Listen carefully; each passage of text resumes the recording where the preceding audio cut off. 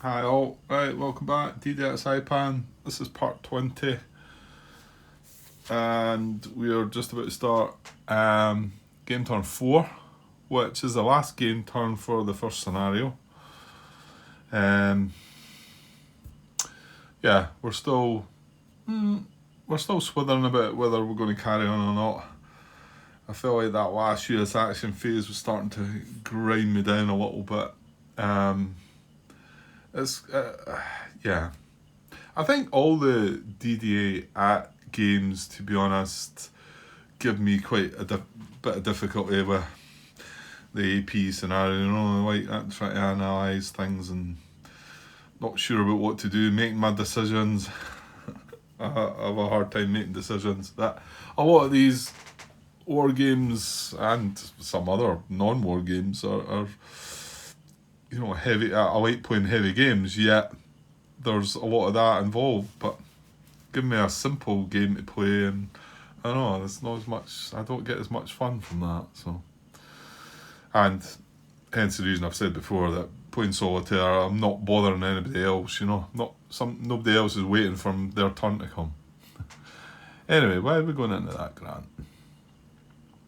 I was saying about are we going to carry on? Well, I don't know. We've still not had an answer. Like I say, Joe seems to have went AWOL the last few days. Again, there's other things maybe important in life than answering some questions.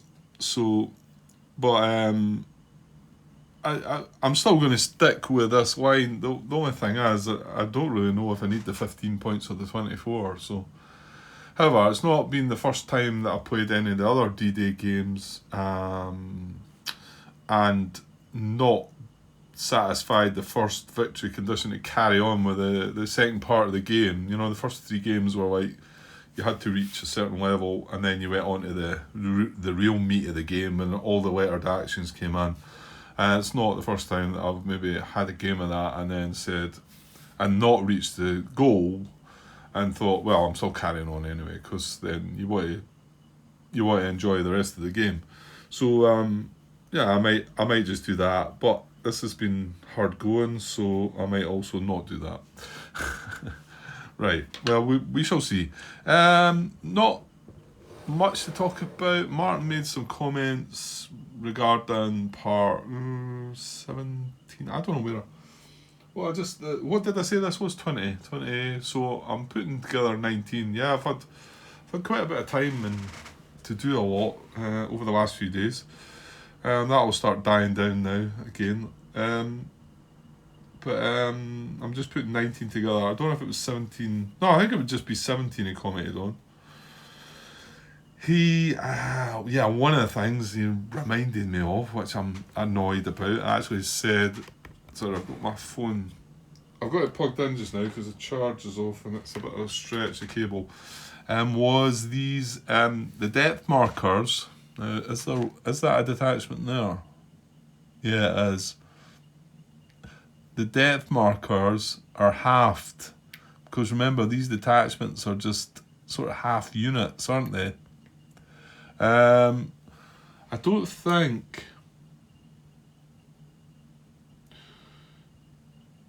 Yeah, that's maybe relevant to that pillbox position as well. Although we don't know that's a detachment. Well, you know what? I'm saying you don't know that's a detachment. It could well be that if I looked on that setup sheet, that all these units placed were detachments, all right down the coast. I didn't really study that or anything like that, so it might well be that that's the case. I don't think I've made any blunders with it, but it was I commented back saying it was one of the rules that I remember reading and saying I'm going to forget that rule, and I did. I think he commented on it when we were looking at the close combat here, but the fact that close combat, oh yeah, good point, right. So yeah, that was a valid point, because I was saying if I drew a strength 3 detachment, it wouldn't have counted as 3, would it? It would have been cut in half, probably rounded up. Yeah, okay. Well, just as well I didn't then, because I would have forgot that. Nothing else really that... It reminded me about the benefit of deliberate close combat, and it's quite clear that deliberate close combat, you wait until all the actions have been carried out.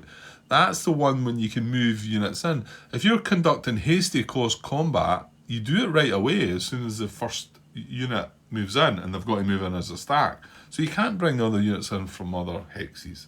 You can if you use deliberate close combat, which happens at the end of the use action phase.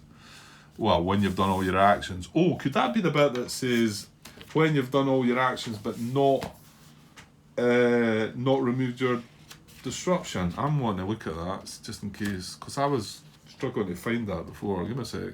Yes, it was. Just clicked there just now because I was looking for something that said that you do it at the end of the turn, but just before you remove disruption. Remember? And I was like, I thought it was maybe, what did I think it was, artillery fire or something, but it wasn't. It's a close combat. It's the deliberate close combat. After all US actions are finished, and then in brackets it's got except removal of disruption.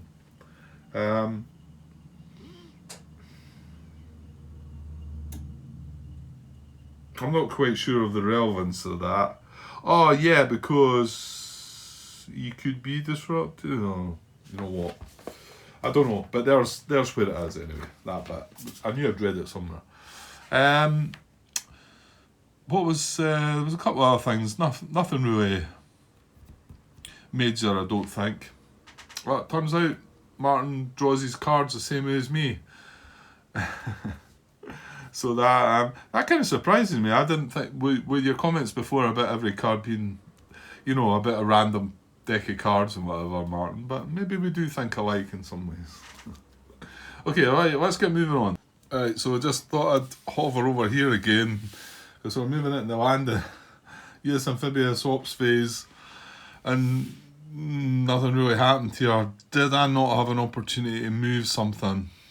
I think I did. Can I maybe... I think I had an opportunity to move something, preservation move some of that into there, did I not? I couldn't move it into there because that's... this was disrupted at Grant. Oh yeah, we got... That was a lucky attack, wasn't it? Is that... No, that's not a detachment. That's one of the ones that came from the game turn 3 reinforcements, isn't it? Because I even said we could... Strange how that happened. I says, that could be an elite 4 strength unit, and there you go. We got lucky. We hadn't managed to disrupt that. I think... What else? There was one of these that hadn't moved as well. Did we have any actions left though? No, we did not. It's just, I should really have been trying to free up some space for these units to land. Let me look back to the very end of the part here, because nothing has changed. And just that these stacks of units here to see if I could, I get the feeling I could have preservation moved some of that into there. And I chose to say, I'll just leave it there, not remembering that these were all there. Right, give me a sec. Yeah, okay, I'm going to allow myself a little rewind here. It was C124, it's the unit underneath. This was disrupted. I chose to remove disruption from it, but I could have it's in a beach hex. I could have preservation moved that. I said not into there, but that's...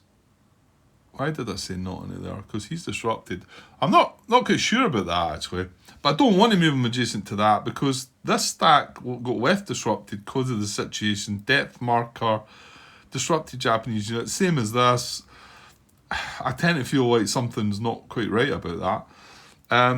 So I don't want to move him into there, and don't want to move him there, but I can move him into there, and although it's green steady fire, and I suppose in some ways it's a slightly riskier hex because yellow and red are disrupted, but it will leave some space because we're going to get, unless we choose not to land them, of course, there is that. No, I'm going to make a little space, so I'm going to have moved that with a preservation move, so he keeps his disruption marker, and he's in there instead, so leaves a little bit more, leaves one extra space in there for something. Like I said, oh no, blue's still firing, that's the thing, yeah, blue was still firing into there, so yeah, good reason to get out. Now the blue from there doesn't fire into there, but it does fire into both these hexes as well. So I'm pretty sure I'm leaving some of that stuff in the water, I think. I don't think I'm landing all of this. Right, okay. Okay, let's go on with the landing anyway. Okay, so we'll do these checks first. We've got the 3rd Battalion, 2nd Regiment of the 2nd Marine Division.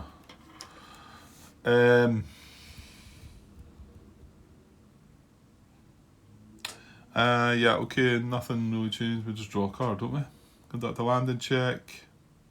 Yeah, okay, let's draw a card. So we get purple circle. Well, no purple in here. Ooh. And I'll tell you what, that was quite lucky then, because there's quite a lot left here.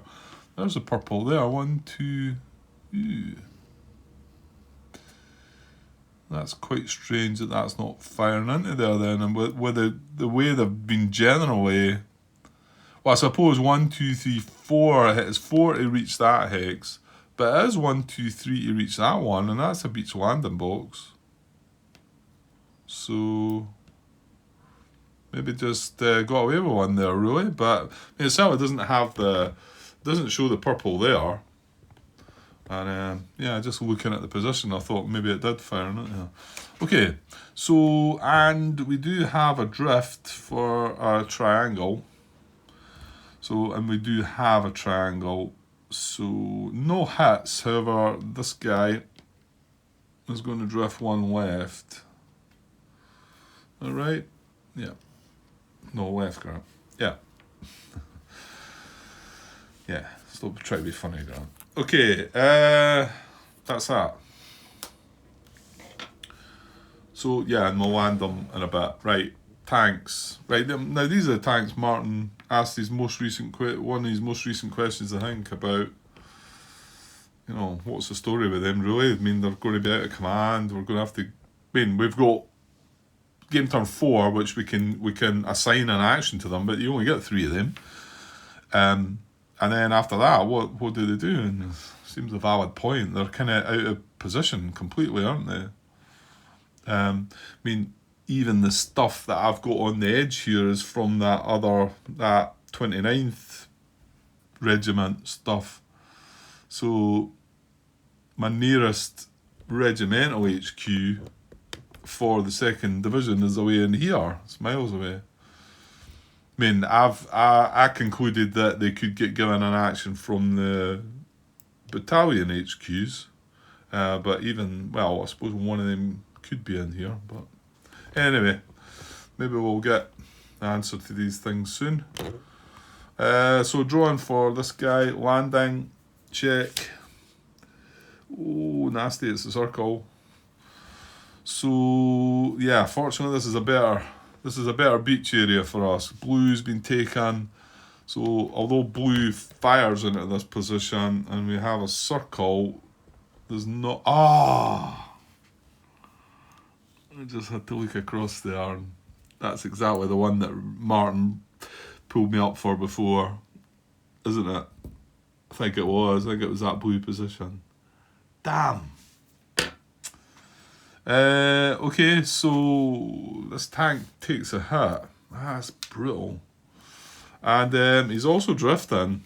Well, the drift might be a good thing. Although, can he drift? He's not allowed to drift as well, is he? That's even more bizarre. I don't think he can drift from blue 1 left, can he? Page 10, landing checks. Number 3, right at the end of 5.1. A drift result that would move any units to the left of blue 1, which is what we're trying to do, or red 1, or right of yellow 3, ends a drift in the last beach landing box. Blue 1, red 1, or yellow 3. So he doesn't actually drift. But yeah, that was unfortunate step loss, that one, I think. I thought I was getting away with it too, and then, yeah. But that's right. I mean, yeah, I took the hit before. When Martin pointed out to me, I thought, yeah, you're right, spot on. Okay, so next tank, 2A, 2T, and blue 2. Oh, it's a diamond. Come on. So it's a brown diamond. Okay, we're okay.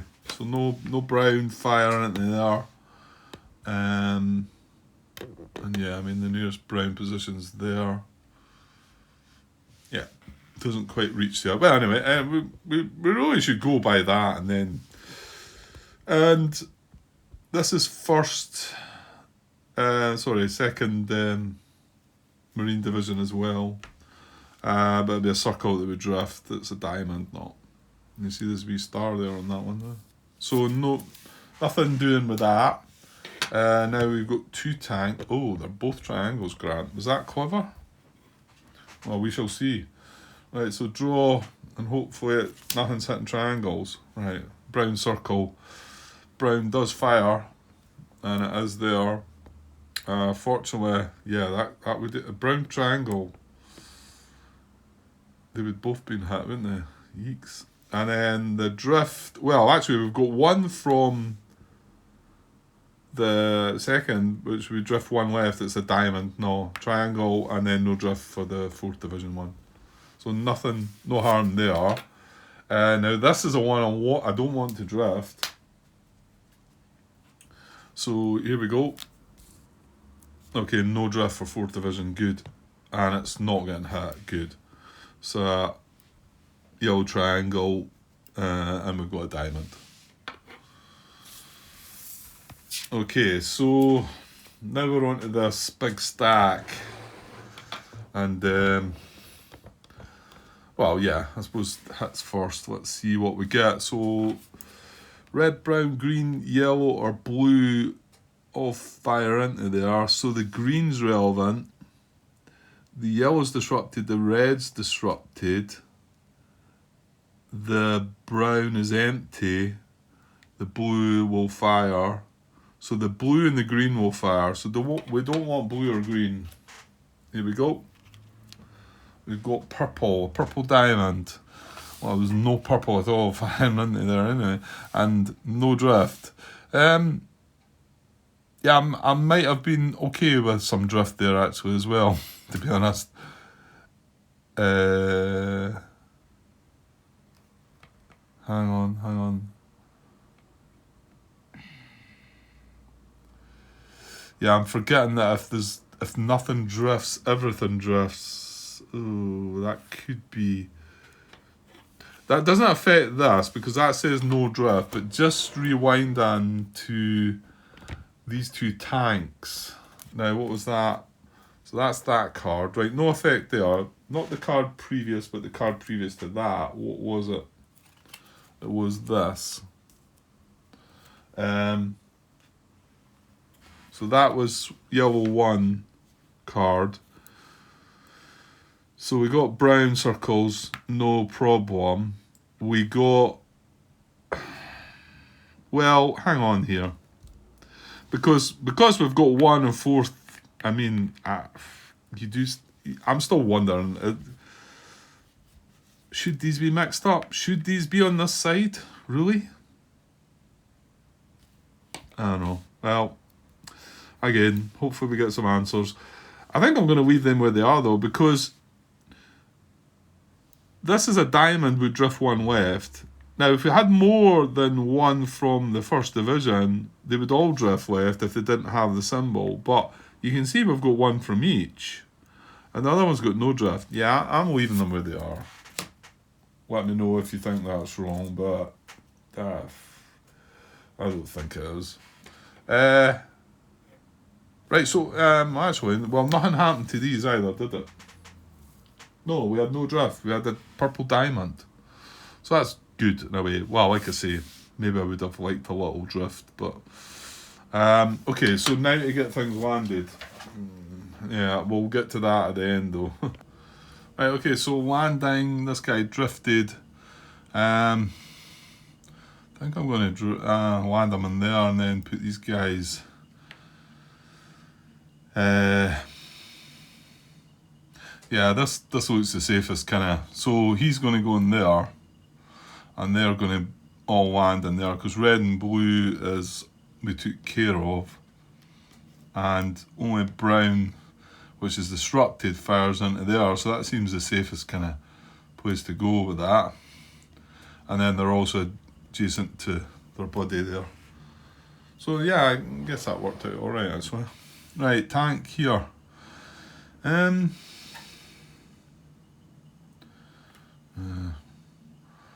Don't think it really matters. We don't want to land in there because blue intense.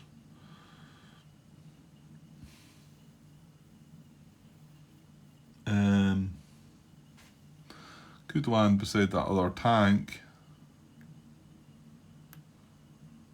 which is having two tanks together could be something. Yeah, let's do that. I'll put him underneath since he's oh well, hang on. No, stop. This is from the other division, isn't it? Yeah, and we're just, well, we don't really know what's going on there.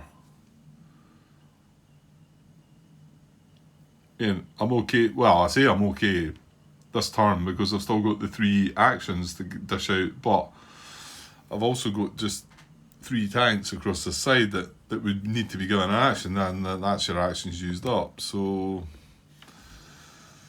yeah. Well, I don't know. I'm not sure it's going to make much odds. Well, that would be landing in a road as well. And you know what? They would need to be given an action. Let's just put them in there then. Let's land them in there beside that LVT in that tank. Right, and then the next one. Well, yellow's firing into that. So probably want to avoid that. Yeah, I'm just going to put him in there, I think. Okay, and here I'm going to land that one in there beside that other tank. And there's an LVT in the bottom. Don't really want to go in that hex. Do we know what this guy is? Yeah, and we've cut him off as well, haven't we? Right, I think I'll land the other tank in there. This is from the other division though, so again, not sure how things work. Right, with this guy, I want to land him either in here or here, don't I? Because we want to have him to attack. I can't remember if there's... Does it matter if he's adjacent? Well, if he's adjacent, he brings along... Is it flamethrower? But you're pretty much going to have flamethrower from that anyway, Grant. So... what have we got in here?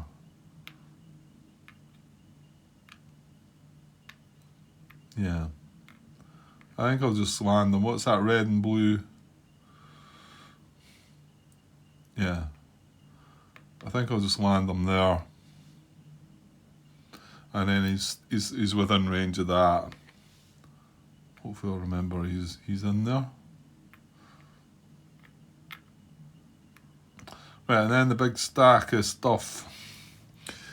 Which well, you want the headquarters in. I mean, so I've got what, 2, yeah, this is horrible, isn't it? That's 8 steps in there, 2 units. So I can't even land. The only thing I could put in there is the tank. Oh, I forgot there was a tank there.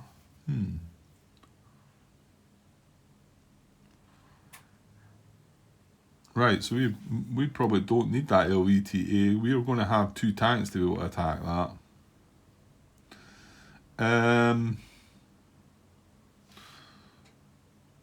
So yeah, we can't stack another infantry division, well, without it getting disrupted. And if we overstack, well, this is the safer X to do it in, because it's going to be concentrated, isn't it? Because red and blue fire into there, but it's this blue and this red, brown, and then brown. Is that brown? Yeah, which is unoccupied. And well, hopefully that stays that way. I mean, if we get the R action in there, we see what happened with the yellow. But blue fires into both of these, so this is complete as well. No, that's just 1 unit, right? Okay. So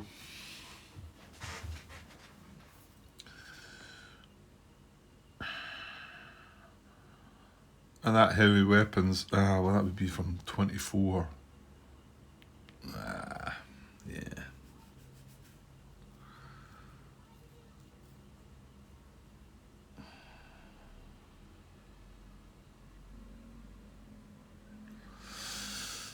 Yeah, there's nothing really clever I can do here, is there? I've got a space for a battalion in there. So let's put L324 in there. And let's put...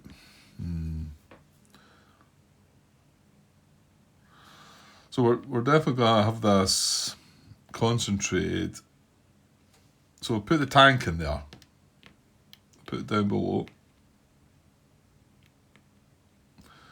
And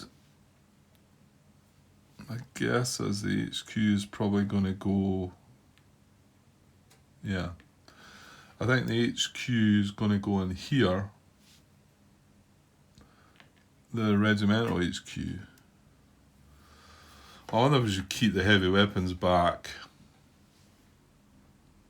like we did before, because it's just too congested, I think. So if we were to put all 3 of these into here... no, Grant, you do not want to do that. Because of that, they'll be disrupted. Right, what else? Can I put the headquarters in there?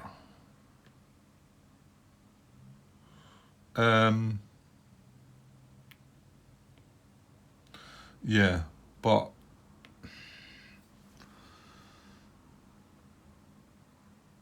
there's kind of something telling me I should just leave these back.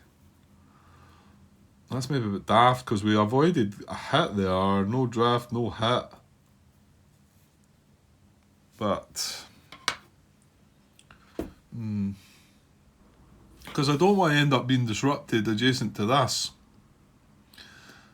until somebody tells me I'm getting something wrong. And I don't want to... Both these would be overstacking, I think. Well, what else have we got? What have we got in here though, Grant? Let's be sure about this hex. So that's a 3-step disrupted, and then yeah, I'm pretty sure it's another unit, isn't it? Yeah, another. Yeah, we can't. There's no space. So whatever we put in there would be disrupted too, and we don't want to be disrupted adjacent to that either. That's why these guys are still disrupted. But is there any point me landing that then? Am I not better just keeping them together and just leaving all this back? Maybe.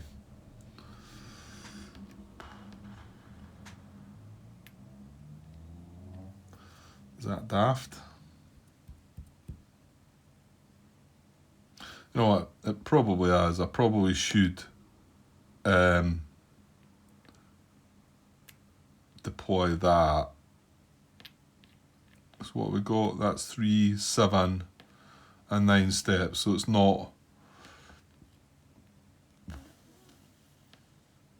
And that.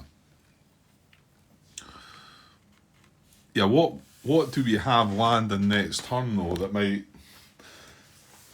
if there's more stuff to land in yellow 3, well, assuming we move on to the next turn. So game turn 5, any green beach, any blue beach. Heroes. If playing the campaign game, if there are no heroes on the map, the player may randomly pick 2 heroes. One may be placed with any unit of each marine division. If there is only 1 hero on the map, the player may randomly pick 1 hero and attach that hero to the marine division that does not have a hero. That's a nice touch. Because it can be a bit rough when the randomness of drawing events, and some games you get multiple heroes and some games you get none.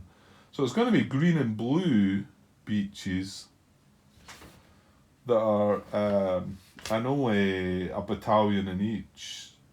Sorry, a regiment. Yeah, four battalion. Well, yeah, a regiment of. No, sorry, a battalion. A battalion. Yeah, that's right. So I could leave them. You know what? I'm just going to do it. I don't know. Maybe it's daft. So we've not got any overstacked or concentrated X's, and we were able to get that tank in there. And that tank also will get a free activation from being adjacent to its regimental HQ. So that's good as well. Yeah, if I thought maybe we could have... Well, I wouldn't have been able to land there though, so... Yeah, I noticed there was 1 unit that didn't do anything, but we didn't have actions left. Or I maybe could have moved that out of the way and made another space there. Right, okay. Well, that's us landed then. So, what we need to set up for next turn. Well, there's not enough of what, so I'll bring them out, and just in case we do carry on, we've got any green beach for 222 battalion, and any blue beach 122 battalion, both 4 units. And then the heroes bit, well, it's going to kick in on game turn 5, so... Right, let me get them. Okay, well again, this is maybe not making things sound so weird then, because these 2 battalions, not that good, are both from 2nd Marine Division, and one of them is going in any green beach, and one of them's going in any blue beach. Although you can see it's close to that side, it tends to make you think that there should be some kind of connection between in this area here. This is all kind of horrible swamp area though, so I don't know. Right, so it's the two battalion are going in any green beach. Okay, let me think. Okay, so I'm just going to go, that's a 2-2 ones, and that's a 1-2 one. So they were any green beach, they were any blue beach. And I've just put them there because, I mean, if you do carry on, you're going to have to, we are going to have to take everything out, so we're going to have to do something about this nonsense. It doesn't look very pleasant, but yeah. But yeah, well, we'll see. We might not, again, like I say. Okay, so that's a setup. We're done with the amphibious ops phase. No HQ phase yet. That's going to kick in next turn. First event phase. So yeah, let's get an event. Well, actually, I'm saying let's get a hero this time. But if I'm carrying on, I think I want to wait till game turn 5 because then I'm going to get 2 heroes. So you know, because I've been unlucky to not draw a hero event. Anyway, right, let's draw. So event card. What we got? Right, so turn 2 to 12, Japanese reinforcements. And turn 7, it would be Japanese tank attacks. So, well, none of that sounds good, does it? Japanese reinforcements. What are we getting here? Right, Japanese reinforcement. It says reinforcements there, but in the back of the rulebook it says Japanese reinforcement. Add one Japanese unit to one vacant position that is adjacent to a US unit. If more than one such position exists, choose the position with the fewest adjacent US units. Resolve ties randomly.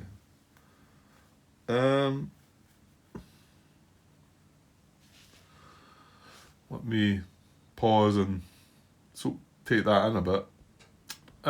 Okay, so add one Japanese unit to one vacant position that is adjacent to a US unit. Let's look at that part first. There's 2 sentences in there. So that kind of tells me we're looking like here. I mean, it's not good. And more worryingly, well, I say more worryingly, it doesn't matter where it goes, it's going to be bad. Here, which I talked about, not wanting to see. There's lots of options. If more than one such position exists, choose the position with the fewest adjacent US units and resolve ties randomly. Okay, but here, the bit that's kind of concerning me here is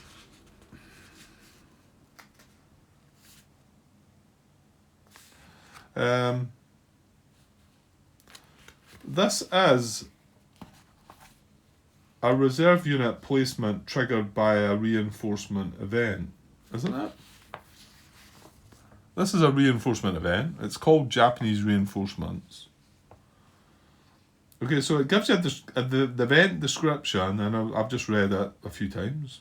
Add one Japanese unit to one vacant position that is adjacent to a US unit. If more than one such position exists, choose a position with the fewest adjacent US units. Resolve ties randomly.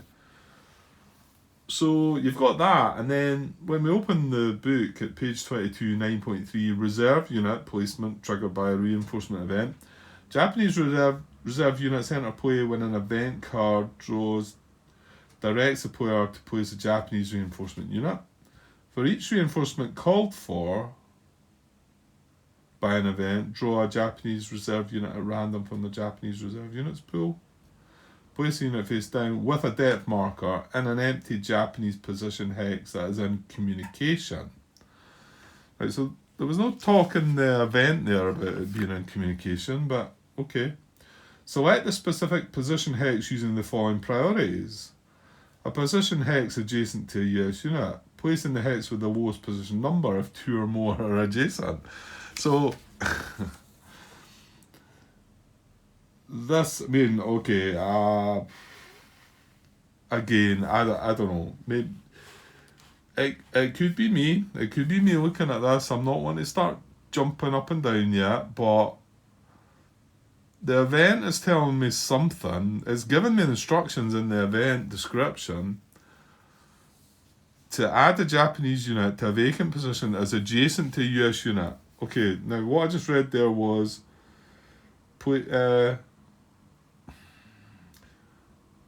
select the specific position hex using the following priorities. A position hex adjacent to a US unit. Okay, so up to now we're getting a match there. But then it says place in the hex with the lowest position number if 2 or more are adjacent. Where the event description says if more than one position exists, choose the position with the fewest adjacent US units. Resolve ties randomly.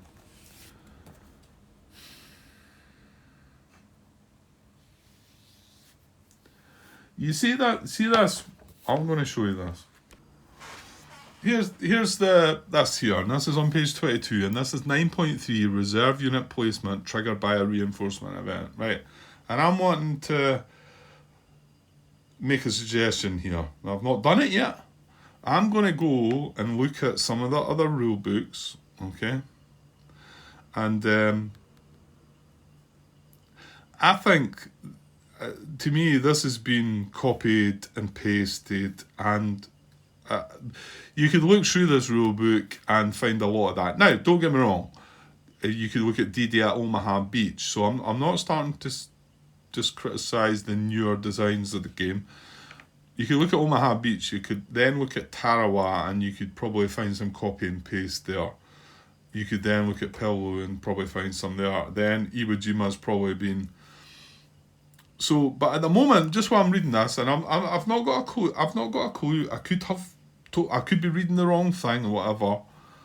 But I reckon if I look in the other books, this is probably going to be just copied and pasted in, right? So I'm quite curious to have a look at that, because that there, what it's talking about, how you place the reinforcement, is totally nothing to do with what the event description says. It's a different way of placing it. It's even saying it's randomly placed. You choose a position. No, hang on, sorry. I'm reading the wrong one. I'm looking over here.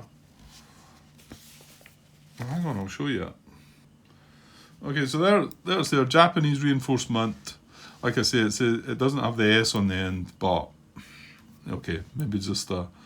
Well, when I read it at first and it said Japanese reinforcements, I thought, oh, we're getting multiples here. And then when I look at the event description, I say, okay, it must only be one, maybe some misprint somewhere. Add one Japanese unit to one vacant position that is adjacent to a US unit. If more than one such position exists, choose the position where the fewest adjacent US units resolve ties randomly. That's totally different to what if you look at 9.3. And my guess is 9.3 has been copied and pasted, probably, maybe not, well, I don't know, I'm going to have a look at Omaha, but, and it was baffling me that in there's no talk about, because reinforcements not just come in from event card draws, they also can come in from the lettered actions, and although they've got their own bit in the book that tells you about them, I feel like there should be something in the rulebook that mentions that, and I'm curious to look at the other rulebooks for that if there's any reference to that. Now, it might not be, because like I say, it does have its own section, but that's not just the way that reinforcements come in. There's well, we already proved it. We showed you the R reinforce action, and And there's no reference. That's where it starts talking about reinforcement units. Reserve unit placement triggered by a reinforcement event. 9.3. 9.31. Reinforcement units interplay with a depth marker. Positions eligible for reinforcements. Must be in communication. Okay, maybe that's fine. And then if the Japanese reserve pool is empty. But no mention of a reinforcement coming in through the lettered actions. Okay, understand it's got its own section for that, but it could be that this was in the old rule books too, that it didn't mention it. So, but this is different to what the events want to do. So, what do we do? Okay, so there's 9.3. This is on D-Day at Saipan. I actually looked Omaha first, and it's very similar. Of course, we're talking German units. It's not Japanese, but to be honest, the actual structure, how you go about placing the units. Let me just. Okay.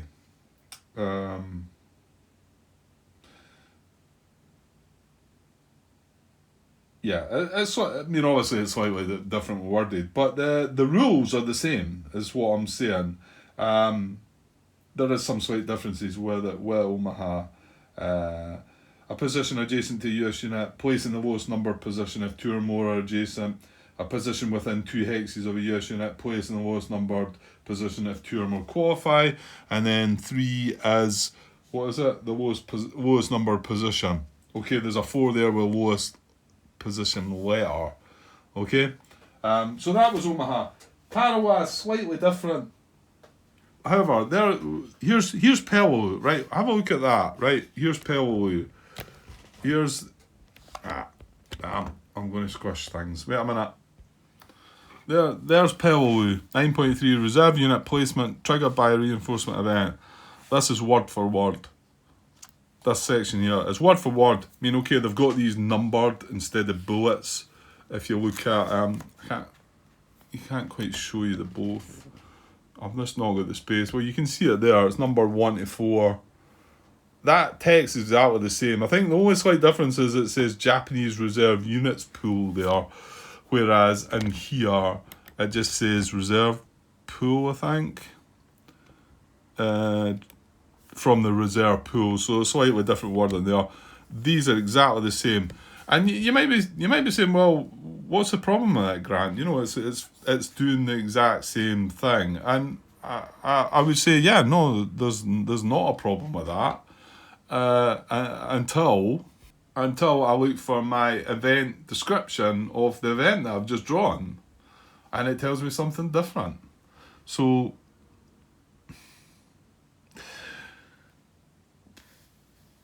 I mean, it said then. I mean, it's 9.3, and just to remind you, the title. Sorry, I'm just looking in the Pelelu book here because I'm sitting on top of that book.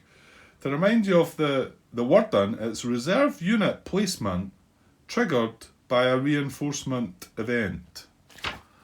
So I don't know. Could there be another?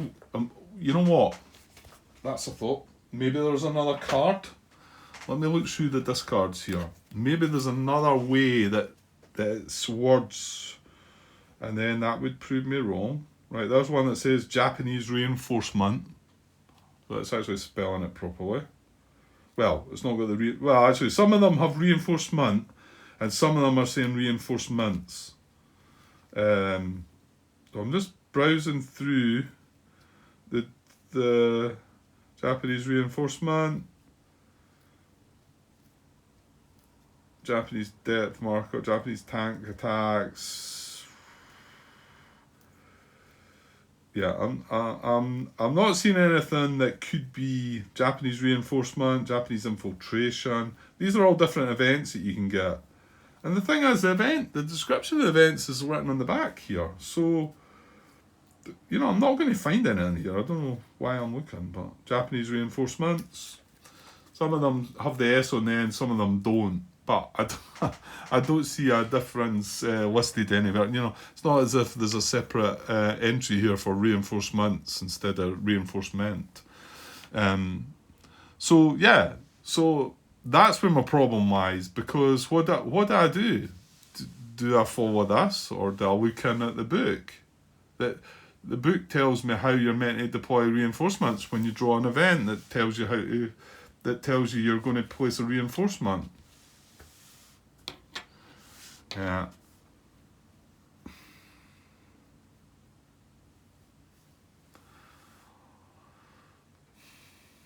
My guess is I override it and I use this. But what is the point? What is the point of that entry, 9.3? What purpose is it for? Okay, could you say it's for the lettered actions? You know, could you say that was guiding you how to place a reinforcement when you draw a lettered action that says reinforce? Maybe. Why is it called reserve unit placement triggered by a reinforcement event then? Why? And the other thing that breaks that as well, no, none of that's relevant because, none of that's relevant because when you're placing the reinforcement due to the lettered action, you know the hex that is going. Or I think the lettered action, if there's more than one hex, it'll give you priorities within that. This isn't needed. So what purpose is this? Yeah, I think things are coming to an end here for me. Yeah, I'm curious to look through some of Martin's questions, because he asked a big bunch of questions at the beginning, and I'm not saying that he's maybe asked this question about what it all means. He might not even noticed this or got to the point. I mean, you would only start noticing it when you probably when you drew this event. Yeah.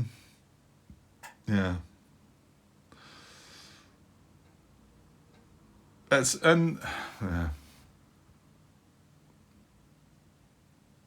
I don't know. I don't want to get on to playtesters and whatever. I've talked about this before. I mean, Martin admitted himself he was a playtester through the enemy action games, and probably put a lot of time into enemy action Kharkov and whatever,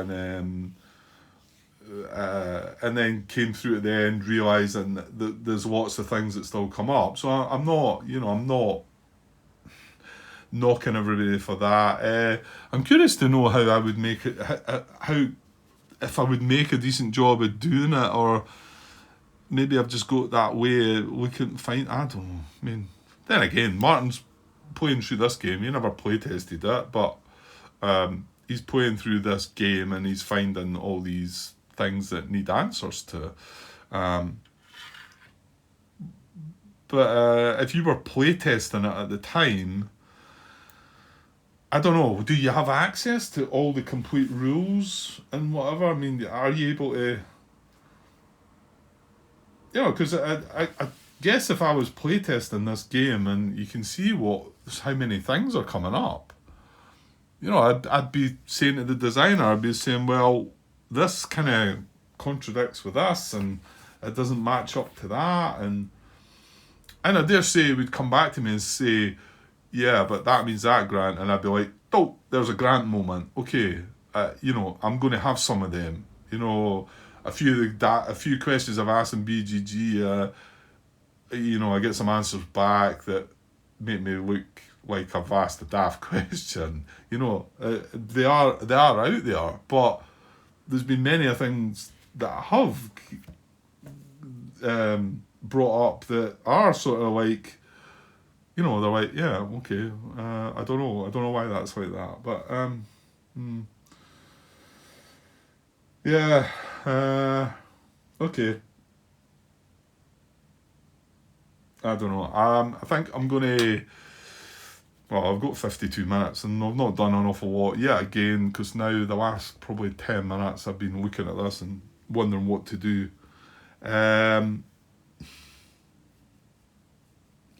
I actually think I'm not. I was going to just finish off and play the event with what's on the event descriptions in the back of the book, because I feel like that is more the realistic choice to pick between the two, based on that's been copied and pasted from.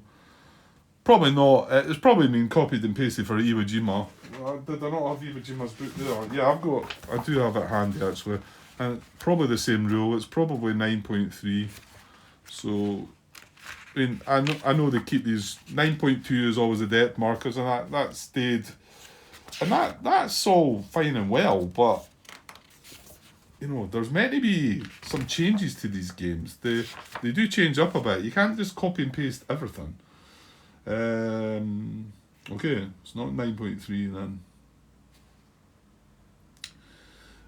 Reserve rejuvenation. Well, that makes it even worse then. Because that means, to me, that they've copied and pasted it pretty much from D-Day at Peleliu.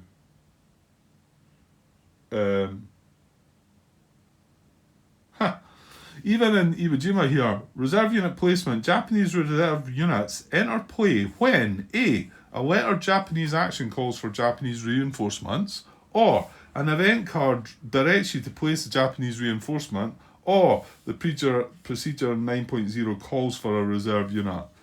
Even that's like telling you that it could come from an event card draw, or it could come from a lettered action. Curious to know what Peleliu said about that as well. Okay, I've got to take something back then. It does stay at the beginning of 9.0.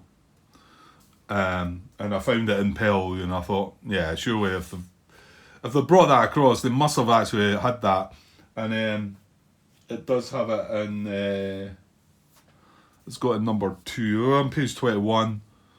It says units in the reserve units in the Japanese reserve units pool may be placed in position hexes due to a reinforcement event or the Japanese reinforce action. Okay, so it does stay there. So fair enough. Okay, that makes things a little bit better because you either look at 13 point whatever it is for the reinforce action, right?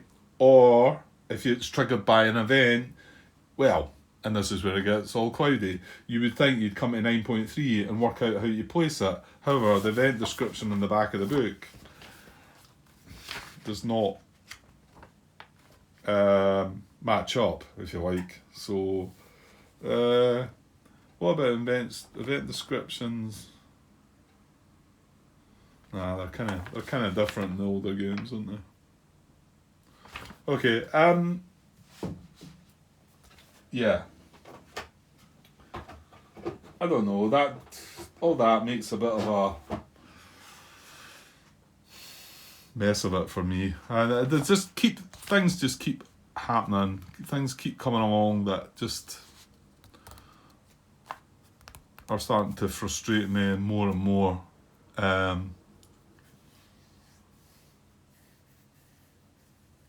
Yeah, okay. I'm gonna leave things for now, and I think that's me for the night, which is a shame because I actually was up for certainly doing the Japanese fire phase and possibly even starting the US action phase. Well, I thought I would have got some of the fire phase in here, but I dare say I'm blithering away a bit. And, I think I'll just leave this, and I'm not going to place the reserve yet either. I'm going to go by what it says in the back of the book, though. I'm not going to look at 9.3 because, like I say, it's just been copied and pasted for the previous games, and the fact there's an event description that describes how you would do it in a different way tells me that that's totally different. I don't know if Iwo Jima had some kind of similar Japanese reinforcement. No, it just says add the Japanese unit to the nearest vacant position adjacent to US unit. That's the event descriptions. I mean, I could understand if this event description was giving you a little bit of information about what's going to happen, and then you go to 9.3, but it's not. It's like, it's choose a position with the fewest adjacent US units and then resolve ties randomly. Whereas 9.3 goes about it a completely different way. Okay, yeah, I'm going to leave it for now. I'm just had enough. Whether I'll go and calm down and maybe come back later on, because it's not too late yet, but I do need to get something to eat as well. But that's put a bit of damper on things yet again from this, so yeah, we shall see. But I'll just cut this as a part, I think, and leave it there. So it's not the most exciting part, but there's been a few of them, and I although a lot of it's me yakking away and blethering and probably spending too much time thinking over things and whatever, a lot of it is also coming from me struggling to understand things. Okay, right. Well, I'll be back with something. I'm just not sure I'm going to come back. Well, I'll be back, but I don't know if you'll see this on the table. Okay. Right, cheers for now.